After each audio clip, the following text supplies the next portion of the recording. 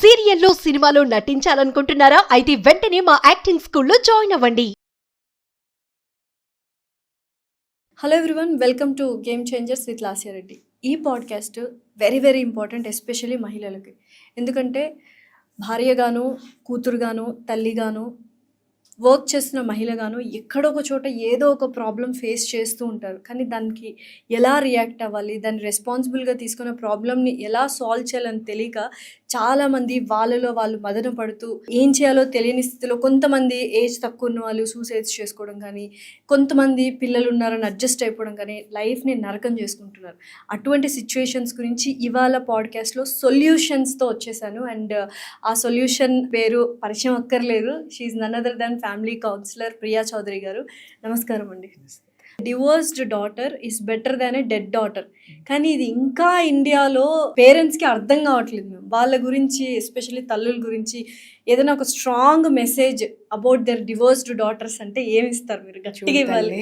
నిజంగా నీ బిడ్డని నువ్వు ప్రేమించినట్లయితే ఈ మాట మాట్లాడు. నీ ప్రేమ ఎంత ఉందో నీ బిడ్డ యొక్క అపజయాన్ని కూడా నువ్వు స్వీకరించి విజయం వైపు నడిపించేటటువంటి తత్వం నీలో ఉన్నప్పుడే నువ్వు తల్లివి. అలాగే నీ బిడ్డ పడిపోతే లేపి, నడిచేటప్పుడు పడిపోతే లేపి నడకను ఎలా ప్రోత్సహించావో జీవితంలో కూడా తను ఎక్కడో ఒక చోట తప్పటడుగులేసినా, లేకపోతే తను ఇది అయినా కూడా మళ్ళీ ఆమెను లేపి మళ్ళీ నడిపించాల్సినటువంటి బాధ్యత ఈ పేరెంట్స్దే. మీరు అన్నారు ఒక మాట, dead daughter better than divorce daughter అని. వీళ్ళైతే తల్లిదండ్రులు కాదమ్మా. వీళ్ళు ఒక సినిమాలో ఒక డైలాగ్ ఉంది, కృష్ణం వందే జగద్గురుల్లో ఆ అమ్మాయి నయనతార ఒక మాట మాట్లాడుతుంది. ఈ దుర్మార్గులు దుష్టులు ఎలా పుట్టుకొస్తారు అని అంటే, భార్యాభర్తలు సంసారం చేస్తే ప్రేమతో నేను పుట్టాను అనుకునేవాడు మనిషి అవుతాడు, మా అమ్మా నాన్న పడుకుంటే నేను పుట్టాను అనుకున్నవాడు కామాంధుడు అవుతాడు, దరిద్రుడు అవుతాడు అని. మరి వీళ్ళు ఎలా పుట్టారు అనేది మనం ఆలోచించాలి. బిడ్డని భారంగా భావించేటటువంటి వాళ్ళు, వీళ్ళు ప్రేమతోటి బిడ్డను కన్నారా లేకపోతే కామంతో బిడ్డను కన్నారా, వాళ్ళది వాళ్ళు ప్రశ్నించుకోవాలి. సో ఇండిపెండెంట్ ఉమెన్, ప్రస్తుతం వర్కింగ్ విమెన్ చాలా సిచ్యుయేషన్స్ ఫేస్ చేస్తూ ఉంటారు. సో వాటి నుంచి ఎటువంటి సొల్యూషన్స్ మనం తీసుకోవాలి అంటే, అక్కడ ఎదిరించేసేయాలా? ఇప్పుడు ఖచ్చితంగా ఒక మహిళ వర్క్ చేస్తుందంటే ఫినాన్షియల్ స్టేటస్ కోసమో, ఫినాన్షియల్గా వాళ్ళ ఫ్యామిలీకి సపోర్ట్ చేయాలని. సో అలాంటప్పుడు ఒక బాస్ కానీ లేకపోతే తోటి ఎంప్లాయ్ కానీ రాంగ్గా మిస్బిహేవ్ చేస్తే ఎదిరించే ధైర్యం లేక జాబ్ పోతుందేమో అనే భయంతో చాలామంది కామ్గా ఉండిపోతుంటారు. అలాంటి వాళ్ళకి what do you want to tell them? స్వతంత్రంగా తన కాళ్ళ మీద తాను నిలబడేటటువంటి ప్రతి మహిళ, ప్రతి యువతి ఫస్ట్ నేర్చుకోవాల్సిన 2 అక్షరాల పదం ఒకటి ఉంటుంది, నో. నో అనేటటువంటి పదాన్ని నేర్చుకుని అప్పుడు మీరు జీవితంలోకి అడుగుపెట్టండి. ఎందుకంటే ఎప్పుడైతే ఒక మహిళ మీరన్నట్టు అక్కడ ఉన్నటువంటి సిచ్యుయేషన్స్ని ఎలా తట్టుకోవాలి అనే కంటే, ఏ సిచ్యుయేషన్ అయినా నేను తట్టుకోగలను అని first step in to that. అంతేగాని లోపలికి వచ్చిన తర్వాత మీరన్నట్టు హెరాస్మెంటో, కమిట్మెంట్సో, ఇంకోటో ఫేస్ చేస్తున్నప్పుడు సే నో. ఎప్పుడు ఉమెన్ నో చెప్తుందో తెలుసా? తన మీద తనకి విశ్వాసం ఉన్నప్పుడు, తన నాలెడ్జ్ మీద తనకి గ్రిప్ ఉన్నప్పుడు, తన నాలెడ్జ్ ఎంత ఉందో తనకు పూర్తిగా తెలిసిన రోజున షీ విల్ సే నో. ఎందుకంటే ఈ ఆఫీస్ కాకపోతే ఇంకొక ఆఫీస్ ఉందమ్మా, ఇంకొక ఆఫీస్ కాకపోతే ఇంకొక ఆఫీస్ ఉంది. ఈ దునియాలో ఆడది లొంగిపోయి బ్రతికే ఎంత నీచమైన స్థితి ఎక్కడా లేదు, అంటిల్ అన్లెస్ తను బలహీనురాలు అయితే తప్ప. నువ్వు ఏ విషయంలో బలహీనంగా ఉన్నావు? డబ్బు విషయంలో బలహీనంగా ఉన్నావా, లేకపోతే నువ్వు బయటికి వెళ్ళి బ్రతకలేననేటటువంటి భయం బలహీనతలో ఉన్నావా? ఈ రెండిట్లో ఏ బలహీనతలో ఉన్నావో నువ్వు నిర్ణయించుకో. నీకు నాలెడ్జ్ లేదు, ఇక్కడ లొంగిపోయి కళ్ళు మూసుకొని కూర్చున్నాను, సరే వాడేవో అడిగింది ఏదో తీర్చేస్తాను పర్వాలేదు అనుకున్నప్పుడు నీకు నువ్వు చచ్చిపోయినావు ఆ నిమిషం. అంతే, మనస్సాక్షి ఒకటి. రెండవది, నేను బయటికి వెళ్ళినా కూడా నేను బ్రతకలేను, నాకు నాలెడ్జ్ లేదు అనుకున్నప్పుడు నువ్వు లొంగిపోయి బ్రతుకుతావు. నువ్వు ఏ విషయంలో ఉన్నావు అది ప్రతి ఉమెన్. ఇక్కడ చాలామంది, నా దగ్గర చాలామంది పిల్లలు కూడా, యాంకర్స్ కూడా చాలామంది చాలా విషయాలు చెప్పి బాధపడుతూ ఉంటారు. నేను వాళ్ళకి చాలా స్ట్రాంగ్గా చెప్పి పంపిస్తాను. మీకేం కావాలమ్మా? జీతం కావాలా, జీవితం కావాలా? జీతం కావాలి అంటే నా దగ్గరికి రాకండి, జీవితం కావాలంటే రండి, బోల్డ్ అని ఉన్నాయి మార్గాలు. నువ్వు యాంకర్గా స్థిరపడాలి అని నువ్వు అనుకున్నప్పుడు, నువ్వు పట్టుదలగా ఉండాలనుకున్నప్పుడు సే నో. నువ్వు నీలో టాలెంట్ ఉండి నువ్వు తప్ప ఆ ఇంటర్వ్యూ ఎవరు సక్రమంగా చేయలేరు అనుకున్నప్పుడు ఎదురు వచ్చి ఖచ్చితంగా ఛానల్ నిన్నే పెట్టుకుంటుంది. ఎందుకు అనంటే అవతల సీట్లో కూర్చున్న వాడు కూడా నిన్నే డిమాండ్ చేస్తాడు కాబట్టి. సబ్జెక్ట్ ఉన్న వాళ్ళు ఎప్పుడు కూడా ఇప్పుడు నా దగ్గర చాలా మంది ఫోన్లు చేస్తారు, మేడం నాకు ఇంటర్వ్యూ ఇవ్వండి. నేను ఎవరికి పడితే వాళ్ళకి నేను ఇంటర్వ్యూ ఇవ్వను. ఇక్కడ నేను ఎవరిని అవమానించాలని కాదు, నా సబ్జెక్ట్ నేను చెప్పాలంటే ఎదుటి వాళ్ళు అర్థం చేసుకొని నన్ను అడిగేటటువంటి ఆ స్థాయి ఉన్న వాళ్ళకి మాత్రమే నేను ఇంటర్వ్యూస్ ఇస్తాను. లేదు అనంటే ప్రతి ఒక్క ఛానల్లో కూర్చొని రోజు ఒక 100 ఎపిసోడ్లు నేను ఇవ్వగలను. అంత సబ్జెక్టు నా దగ్గర ఉంది, అంత కెపాసిటీ నా దగ్గర ఉంది. బట్ ఎవరికి పడితే వాళ్ళకి నేను ఇంటర్వ్యూస్ ఇవ్వను, ఎవరిని పడితే వాళ్ళని నేను ఎంటర్టైన్ చేయను. బికాస్ సబ్జెక్ట్ ఉన్న వాళ్ళు నాకు కావాలి. ఆ వాళ్ళు ఉన్నప్పుడు మాత్రమే నేను ఇవ్వడం అనేది జరుగుతుంది. 1, 2 అంటారా, వాళ్ళు రిక్వెస్ట్ చేస్తూ ఉంటారు, అది తీసి పక్కన పెడితే. బట్ రెగ్యులర్గా ఇది ఉండదు. సో యాంకర్గా నువ్వు ఉన్నప్పుడు ఫస్ట్ నీలో నాలెడ్జ్ ఉందా లేదా? నాలెడ్జ్ ఉందలే, నాలెడ్జ్కి తగ్గట్టు యాంకర్గా నీ అపియరెన్స్ మార్చుకో. చాలా మంది ఇంకా పిల్లలు ఏమంటారు, మేడం యాంకరింగ్లో ఉంటే ఇవన్నీ చేయాలా, కొంచెం హెయిర్ కట్ చేసుకోవాలా, లిప్స్టిక్ వేసుకోవాలా, ఇది వేసుకోవాలి, మేకప్ వేసుకోవాలా, లిప్స్టిక్ వేసుకోవాలి. వేసుకోవాలి. ఎందుకంటే అది నీకు అక్కర్లేదు, కెమెరాకి అవసరం. అలాగే ఎప్పుడైనా సరే కెమెరాలో కనిపించేటప్పుడు, ఇప్పుడు మీరన్నారు నేను పుట్టి పెరిగిందే ప్రెస్ మీడియాలో, నా ప్రొఫెషన్. ఓకే, ఇక్కడ 94 నుంచి స్టార్ట్ అయింది, 95 నుంచి స్టార్ట్ అయింది నా లైఫ్. అంటే కరెక్ట్గా 30 years. ఓకే, నేను ఎప్పుడు స్క్రీన్ మీదకి రాలా. నేను స్టార్ట్ చేసిందే శాటిలైట్ ఛానల్స్లో నా జర్నీ స్టార్ట్ అయింది. తర్వాత నేను ప్రింట్ మీడియాలో కూడా నేను వర్క్ చేశాను. నేను మ్యాగజైన్స్కి చేశాను, వాటికి అన్నిటికీ చేశాను. ఎప్పుడూ నేను కెమెరా ముందుకి రాలేదు. కారణం ఏంటి అంటే, కెమెరా ముందుకు వెళ్తే మేకప్ వేసుకోవాలి, ఆ మేకప్ ఎవరో వేస్తారు, హెయిర్ స్టైల్స్ వేసుకోవాలి, ఇవన్నీ చేయాలి, ఇవన్నీ చేసి కెమెరా ముందు కూర్చోవాలి, వద్దు అనేసి నేను క్రైమ్ ఇన్వెస్టిగేషన్ అనేసి అంటే నేను సేవ్ అయితే చేయాలి, నేను ఒక ఇదైతే ఎరా క్రియేట్ చేయాలి. అది ఆన్ కెమెరా ఎందుకు, ఆఫ్ కెమెరా బోల్డ్ అండ్ సంచలనాలు నేను క్రియేట్ చేసిన. కానీ తర్వాత ఏమైంది, నా ప్రొఫెషన్కి నేను రిటైర్డ్ అయిపోదామని డిసైడ్ అయిపోయినా. నేను ఇంకా చాలా పరుగులు పెట్టాను, వద్దు. ఇప్పుడు వచ్చిన జర్నలిజం చూస్తే మాకే కుండలు దడొచ్చేస్తుంది. బాబు ఇది ఈ జర్నలిజంలో మేము ఉండలేము అని బయటకు వచ్చేసిన తర్వాత నథింగ్ బట్ జర్నలిజం. ఎవడైనా సరే మాట్లాడండి, నేను డామ్ ఛాలెంజ్ చేస్తా. అలాగని సంస్థ నడపడానికి డబ్బులు అవసరం, డబ్బులు కావాలి, కానీ డబ్బే ఛానల్ కాదు. ఈ జర్నలిస్టులను చూస్తుంటే మాకు భయం వేసేసి దండం పెట్టేసి పక్కకి తప్పుకున్నాం. మేము పక్కకి తప్పుకున్న తర్వాత ఇదిగో మన వాసుగాళ్ళు అంటే వాళ్ళు ఎమ్మడబడతారు అనమాట. అమ్మా నీ ఎక్స్పీరియన్స్ నువ్వు చెప్తావో సస్తావా, ఇప్పుడు ఎన్నిసార్లు పారిపోతే ఎన్నిసార్లు పట్టుకుని వచ్చి కూర్చోబెట్టున్నాడు. ఓకే, చెప్తావా అన్నప్పుడు మొదట్లో వితౌట్ మేకప్ కూర్చున్నా. నేను చూసుకుంటేనే భయం వేసింది. నాకు చూడబుద్ధి కాలేదు. అప్పుడు నాకు ఆలోచించిన తర్వాత it's really public wants something.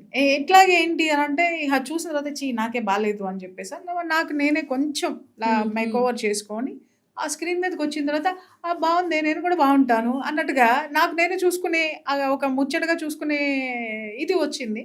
తర్వాత ఆటోమేటిక్గా వీడియోస్ అనేటటువంటి సర్క్యులేట్ అవుతూ ఉన్నాయి. ఎందుకు అంటే అమ్మా, ఇది ఒక మనిషి ఎప్పుడైనా సరే చూడగానే ఒక అట్రాక్షన్ అనేటటువంటిది ప్రతి మనిషి కోరుకుంటాడు. అంతవరకు ఇవ్వడంలో తప్పులేదు.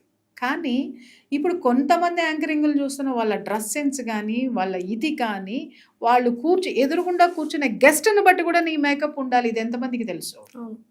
నువ్వు చేసే ఇంటర్వ్యూని బట్టి నీ డ్రెస్ సెన్స్ ఉండాలి, ఇది ఎంతవరకు తెలుసు? ఎవరికి తెలుసు? అందరికీ తెలిసింది ఏంటంటే, ఈ రోజు నాకు ఇది నచ్చింది కాబట్టి నేను ఇంత ఎక్స్పోజ్ చేస్తూ కూర్చుంటే అందరు చూస్తారు కాబట్టి అనే దాంట్లో కూడా కొంతమంది ఉన్నారు. వాళ్ళని చూస్తే నిజంగా నాకు నవ్వు వస్తుంది. మీరన్నారు చూసారా ఇందాక, లొంగిపోవడమా లేకపోతే ఇంకోటి చేయడం అంటే, మరి వాళ్ళు దేనికి ఇది అవుతున్నారు? ఇప్పుడు మళ్ళీ అక్కడ సమానత్వం, మా బాడీ మా ఇష్టం, మేము ఎలా అయినా ఉంటాము అనే ఆడవాళ్ళు కూడా ఉన్నారు కదా. నీ బాడీని ప్యాక్ చేసి నువ్వు లోపల పెట్టుకో, నాకేం అభ్యంతరం లేదు. నీ బాడీని ఓపెన్ చేసి నువ్వు ఇంట్లో తిరుగు, నాకు అభ్యంతరం లేదు. నీ బాయ్ ఫ్రెండ్ల ముందు తిరుగు, నాకు అభ్యంతరం లేదు. నువ్వు అడిగిన వాడికి అడగని వాడికి చూపించుకో, నాకు అభ్యంతరం లేదు. కానీ నాకు కనపడద్దే. నాకు కనపడితే నాకు అభ్యంతరం వస్తుందమ్మా. ఎందుకంటే నువ్వు ఓడ తీసుకుని కూర్చునే, నా ఇంట్లో నా కొడుకు చూస్తాడో, నా మొగుడు చూస్తాడో, లేకపోతే ఇంకెవడు చూస్తాడో, నా తండ్రి చూస్తాడో, ఎవడు చూస్తాడో, సొంగలు గార్చుకుంటే నాకు తిక్కర ఎగుతుంది కదా. అప్పుడు చెప్పు తీసుకొని నేను వస్తా. అర్థమైందా? ఉండద్దని ఎవరు అనరు. నీ ప్రొఫెషన్ ఫ్యాషన్ డిజైనర్గా నువ్వు ఉంటే నువ్వు వేసుకో, పోనీ ఏదైనా స్పెషల్ ఎందుకు? సాంగ్ ఒక చేస్తున్నా స్పెషల్స్ ఉన్నప్పుడు వేసుకోండి. ఇప్పుడు నేను అన్నది అదేనమ్మా. అక్కడ సీట్లో కూర్చున్నప్పుడు కూడా ఒక యాంకర్ ఇంటర్వ్యూని బట్టి కూడా వాళ్ళు మౌల్డ్ చేసుకోవాల్సిన ఆహార్యాన్ని మౌల్డ్ చేసుకోవాల్సినటువంటి అవసరం ఉంది, ఆకారాన్ని మౌల్డ్ చేసుకోవాల్సినటువంటి అవసరం ఉంది. దాని ప్రకారం మీరు కూర్చోండి. ఒక పెద్ద బిజినెస్ మ్యాగ్నెట్ని మీరు ఇంటర్వ్యూ చేస్తున్నారు అని అంటే మీరు పట్టు చీర కట్టుకురండి, కానీ దానికి తగినటువంటి ఇది ఉంటుంది. ఇప్పుడు social- కానీ ఆ ఒక ఫారినర్ని మీరు ఇంటర్వ్యూ చేస్తున్నారు అనుకోండి, లేకపోతే ఒక హయ్యర్ దీన్ని ఇంటర్వ్యూ చేస్తున్నారు అనుకోండి, ఒక ప్రొఫెషనల్గా మీరు రావాల్సినటువంటి భాషా వేషం వేరే ఉంటాయి. ఆ స్టైల్లోనే మీరు వచ్చి కూర్చుంటేనే యంగ్స్టర్స్ చూస్తారు. యంగ్స్టర్స్కి మీరు చెప్పాల్సినటువంటి అవసరం, దానికి ఒక డ్రెస్ ఉంటుంది, దానికి ఒక ఇది ఉంటుంది. అరే నువ్వు బాత్రూంలోకి తీసుకెళ్ళి భోజనం చేస్తాను, బాత్రూమ్ నీట్గా ఉంది కదా, నా ఇష్టం, నా భోజనం నువ్వు చేస్తానంటే నాకు వాంతి వస్తుంది. నేను దగ్గర కూడా పెట్టుకోను నేను. అంతే. అంటే ఆ మాత్రం బాత్రూమ్కి నువ్వు భోజనం ప్లేస్కి తెలియనంత స్థితిలో మాకొచ్చి క్లాసులు ఈరోజు పీకుతుంటే మండుతుంది. ఎందుకంటే మీలాగా యవ్వనం దాటొచ్చాం, మీలాగా ప్రొఫెషన్లో మేము ఉన్నాం, మీలాగా మేము ఎత్తుపల్లాలు చూసొచ్చాం. మాకు చెప్పొద్దు, వేరే ఇంకెవరికైనా చెప్పాలనుకుంటే చెప్పచ్చు. నిజంగా ఈ మధ్య కాలంలో సోషల్ మీడియాలో ఫాలోవర్స్ కోసము పిచ్చి చేష్టలు, పిచ్చి పిచ్చిగా బట్టలు వేసుకోవడము, ఇవన్నీ చాలామంది చేస్తున్నారు. అది నిజంగానే ఎంతవరకు కరెక్ట్? నిజంగా అది జరుగుతుందా? అమ్మా నేను ఇక్కడ ఒక అంటే కొన్ని అకౌంట్స్ చూస్తే అనిపించింది, అందుకనే ఈ మాట అడగాల్సి వచ్చింది. Yes exactly. నాలెడ్జ్ లేదు, నాకున్న నాలెడ్జ్ విప్పి చూపించుకోవటం చూపించా. నాకు నాలెడ్జ్ ఉంది, నువ్వు అడుగు. నాకు తెలిసిన సబ్జెక్టు నువ్వు ఎన్ని గంటలు కూర్చోబెట్టి మాట్లాడని నేను మాట్లాడతా. నాకు తెలిసిన సబ్జెక్టు, నేను నమ్మినటువంటి ఇష్యూని నేను జనాల్లో ఎంత బలంగా తీసుకెళ్ళాను. మరి ఇన్ని సంవత్సరాల మట్టి నేను దీని ముందు ఉన్నాను కదా, మరి ఏ విషయంలో నేను చెప్తూ ఉన్నాను. చాలామంది నా దగ్గర వచ్చి అంటూ ఉంటారు, మేడం మీ చీర కట్టడం చూసిన తర్వాత మేము చీరలు కట్టుకోవడం మొదలు పెట్టాం మేడం అని చెప్పేసి. ఇవాళ అంటే చాలామంది మోటివేషనల్ స్పీకర్స్ ఆన్ స్క్రీన్ వచ్చారు. నేను స్టార్ట్ చేసినప్పుడు ఎంతమంది ఉన్నారమ్మా? ఒక ఆరాని నేను క్రియేట్ చేశాను. అది గర్వంగా చెప్పుకుంటా. ఎవడు కుళ్ళుకున్నా, ఎవడ ఏం చేసుకున్నా ఖచ్చితంగా ఇవాళ మోటివేషన్ అనేటటువంటి పదానికి కానీ, ఫ్యామిలీ కౌన్సిలింగ్ అనేటటువంటి పదానికి కానీ, ఒక విశ్లేషణకు కానీ Priya Chaudhary voice is for ever and ever and ever. మిమ్మల్ని చూసి కెరియర్ గా మార్చుకున్న చాలా మంది, చాలా నేను కూడా ఇంటర్వ్యూ చేశాను. మీకు తెలుసు ఎక్కువ. ఎస్, ప్రతి ఒక్కళ్ళు కూడా చాలా మంది మేల్ పర్సన్స్ కూడా వచ్చి నాకు చెప్పారు, మేడం మీలాగా మేము కనపడాలి టీవీలో, మీలాగా మేము తయారవ్వాలని. బర్నింగ్ ఇష్యూస్ గురించి మీరు చెప్పే సొల్యూషన్స్, మీరు తీసుకెళ్లే విధానము, దాన్ని బట్టి చాలా మంది కెరియర్ ని చూస్ చేసుకున్నారు. ఎస్, కెరియర్ గా చూస్ చేసుకున్నారు. మరి ఏ ఎక్స్పోజింగ్ ఉందమ్మా ఇక్కడ? Knowledge exposing. ఇప్పుడు మీరు అన్నట్టుగా వాళ్ళు గుడ్డలోడు తీసుకుని చూసిన వాళ్ళు సొంగగార్చుకొని చూస్తారేమో, కానీ వాళ్ళని ఎక్కడైనా ఒక గౌరవప్రదమైనటువంటి ప్లేస్లో వాళ్ళని చూడగలమా మనం? ఒకవేళ వాళ్ళని పిలవగలరా? వాళ్ళు రాగలరా? వాళ్ళు ఎక్స్పోజ్ చేసే ప్లేసుల్లో మాత్రమే ఎక్స్పోజ్ అవుతారు తప్ప ఎక్స్ప్లెయిన్ చేసే చోట మాత్రం ఉండేది సభ్యత, సంస్కారం. True, definitely. So finally how do you want to end this? What do you want to say? అంటే ఇప్పుడు ఈ పాడ్కాస్ట్ చూసిన ప్రతి ఒక్క అమ్మాయి మనం మాట్లాడుకున్న ఏదో ఒక సిచ్యువేషన్ ఎప్పుడో ఒకసారి ఫేస్ చేసే ఉంటుంది. సో వాళ్ళకి ఏం చెప్పాలనుకుంటున్నారు? ధైర్యంగా ఉండండి. ఈరోజు ఈ ఉద్యోగం పోతుందో, లేకపోతే ఈ అవకాశం పోతుందో అని మీరు అనుకుంటే నేను ఒక్కటే చెప్తున్నాను, మిస్ చేసుకున్నానని బాధపడకండి. దీనికంటే మంచి అవకాశం భగవంతుడు ఖచ్చితంగా ఇస్తాడు. ఎందుకంటే మీరు ఏ విధంగా నిలబడుతున్నారు అనేటటువంటిదే విశ్వం చూస్తుంది. ఇలాంటివి కూడా, ఎందుకంటే ఇందాక మీరు భోజనం చేసేటప్పుడు కూడా నేను ఒక మాట మాట్లాడాను.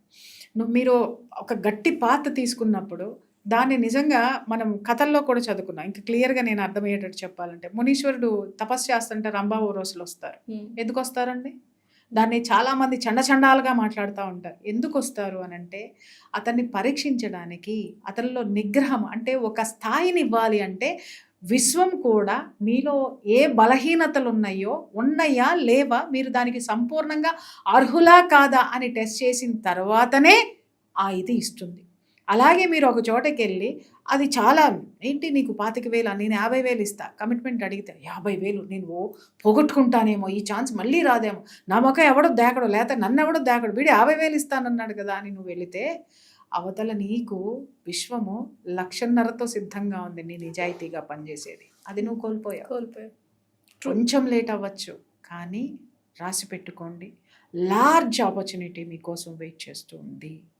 ఒక అవకాశం విశ్వం మీకు ఇచ్చేటప్పుడు ఎన్నో పరీక్షలు పెడుతుంది. తట్టుకున్న రోజున, తట్టుకొని నిలబడిన రోజున అద్భుతమైన కెరీర్ మీద మీ సొంతం అవుతుంది. నా లైఫ్లో కూడా, నా కెరీర్లో కూడా నేను ఎన్నో ఎత్తుపల్లాలు, ఎన్నో అవమానాలు, ఎంతోమంది ఈర్ష్యతో ఎన్నో చేశారు.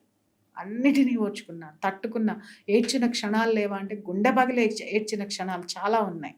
కానీ ఆ కన్నీళ్లు తుడుచుకున్న తర్వాత బయటికి వచ్చిన లావా ఏదైతే ఉందో, ఉబికిందో, అది జనాలందరికీ వాళ్ళ ఒక బాట అయింది. Fire. It's definitely. True. Okay. ఎందుకు అనంటే నేను ప్రతిదీ చూసొచ్చాను. నేను ఎందుకు ఓటమి చూసొచ్చాను, గెలుపు చూసొచ్చాను. కాబట్టి వీటి గురించి క్షుణ్ణంగా నాకు తెలిసినంత స్ట్రాంగ్గా చెప్పగలను అనంటే ఇవి నా జీవితంలో నుంచి వచ్చిన మాటలు తప్ప పుస్తకాల్లో చదువుకుని బట్టి పట్టుకుని వచ్చినాయి కాదు. Thank you ma'am. Thank you for your wonderful and amazing message. Thanks a lot.